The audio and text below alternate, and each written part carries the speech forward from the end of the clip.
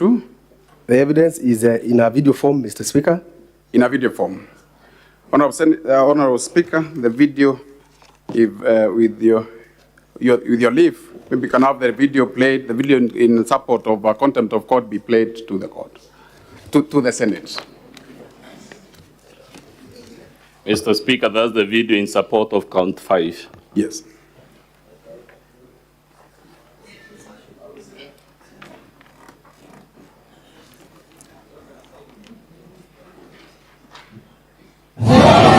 Hata koti ikisema urudi kwa ile ofisi, mtoiti sisi tunashikana na hawa maasra, tunakutoa pale. Sasa mtoiti wewe ndio tunafurusha. Hata koti ikisema urudi kwa ile ofisi, mtoiti sisi tunashikana na hawa maasra, tunakutoa pale. Mtoiti hautakaribia ile ofisi, na pia Mberia aambiwa kwamba hii ofisi ya Mewas hata ikaribia.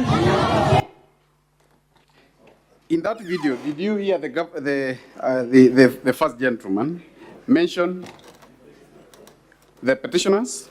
Yes, Mr. Speaker, he has mentioned Beria and my colleague Toiti. And you'd also wish that evidence of a video be part of your examination in chief? Yes, Mr. Speaker. Did you report back to the office? Yes, in compliance with the court order? In compliance with the court order, Mr. Speaker, we reported back to office. Yes. And indeed, Mr. Speaker, the threat was actualized and we were chased out of office ruthlessly. What do you mean by being chased out of the office ruthlessly? There were people organized who evicted us from offices, Mr. Speaker. So you are physically evicted from the office? We are physically evicted from the office and the precincts of the offices.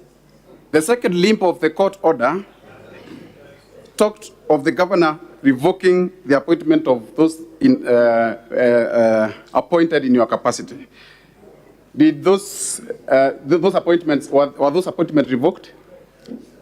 The appointments of those who were acting in place, Mr. Speaker, were never revoked at all. They were never revoked at all. That's your statement. Yes, Mr. That is to mean that they are still acting as CEOs in your establishments?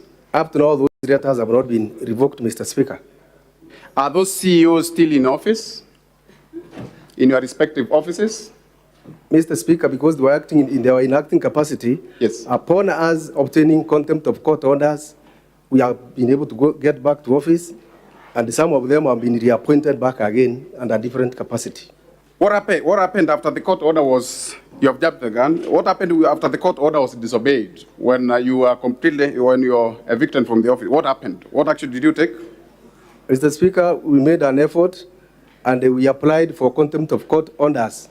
You applied for contempt of court orders? Yes, Mr. Speaker. Has the court pronounced itself on the contempt of court? The court did pronounce itself on contempt of court. Yes. And convicted the governor and the county secretary and another of contempt of court. Yes. So, sorry, the last bit, They were cited, the governor was cited for contempt of court, Mr. Speaker. The governor was cited for contempt of court. Do you have that particular order or a ruling to that effect, citing the governor for contempt of court? Yes, Mr. Speaker. Where can it be established for quick reference? From page 418, Mr. Speaker. We start with of volume 2. We start with the ruling. Where is the ruling found? Pages? The ruling is on page 418. Page 418 to pages.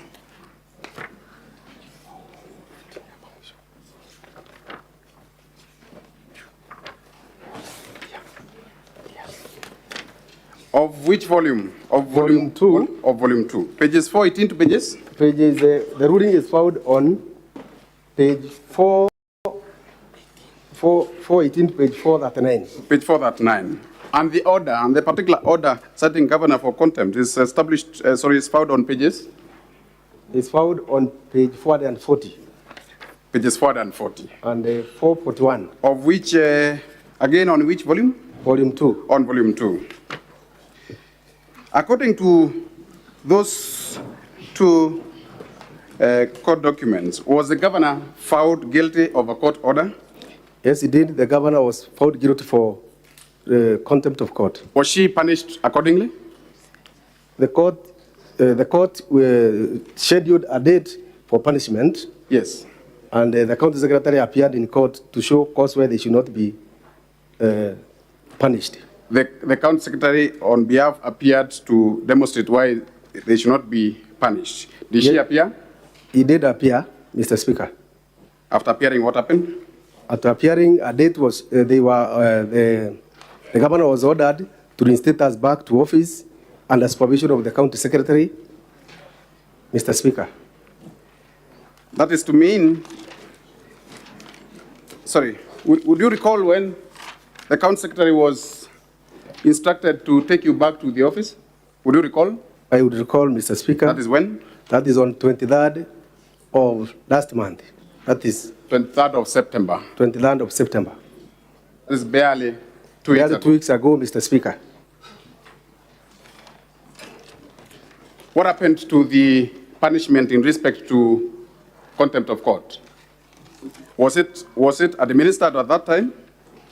The court has rescheduled the punishment to today so that the county secretary can go back and prove whether they really or not. It is your evidence that the court punishment was scheduled for today. The punishment is scheduled for which today. You may not tell what happened. Which I may not tell the outcome, Mr. Speaker.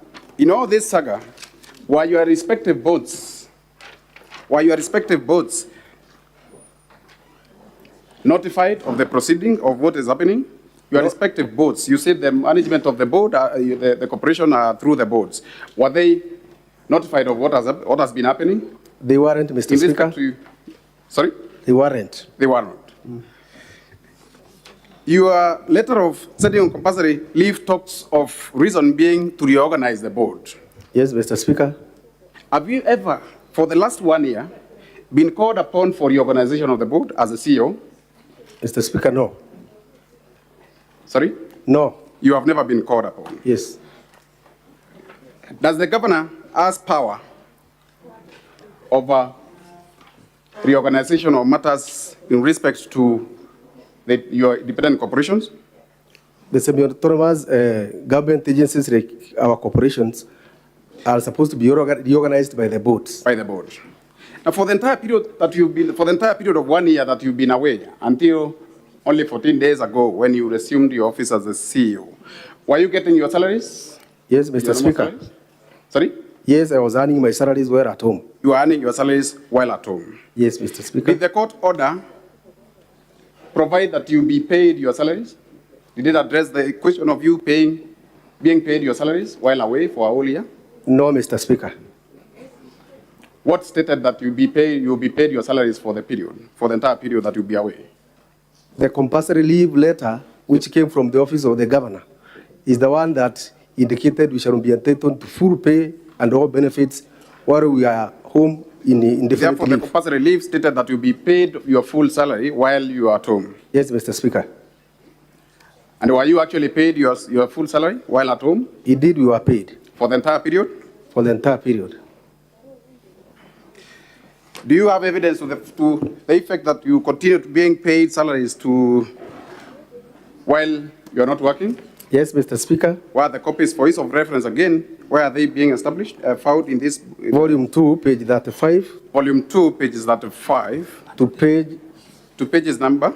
Let me correct it, please, Mr. Speaker. Volume 2, page 33. To pages 33, beginning from page 33 to page 41. To pages 41. Yes, Mr. Speaker. And to this 1 year after, to this extent today, have you ever known the reason as to why you were sent on compulsory leave by the governor and the county secretary? It has never been communicated to any one of us the reason for compulsory leave, Mr. None Speaker. of you has ever known why you were sent on compulsory leave? Yes, Mr. Speaker. And you said that only 14 days ago, the governor complied with the court order and reinstated you back to your office, to